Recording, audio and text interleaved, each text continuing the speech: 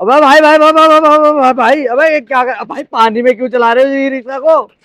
भाई इसकी motor water proof है। वाटर प्रूफ मोटर है भाई? हाँ जी। कौन सी मोटर है? मोटर इसमें सीवाई गोल्ड की 1650 वाली मोटर लग रही है। 1650 वाट की? हाँ। अच्छा जी। हाँ।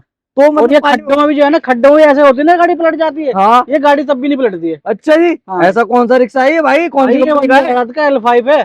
L5 वंदे हाँ। भारत का? और एक बात और बताऊं, हाँ। इसमें जो है दिल्ली वालों के लिए खुशखबरी है, पोर्टर में भी लग रहा है ये। पोर्टर में? हाँ। ये लोडर? यही लोडर होता है वो। अच्छा। वंदे भारत वालों ने जो कमाई का जरिया बना रखा है। अच्छा जी, अगर मेरे को लेना होगा तो क्या करना पड़ेगा भाई? भाई आपको लेना होगा तो दिए गए नंबर पे कांटेक्ट कर लो।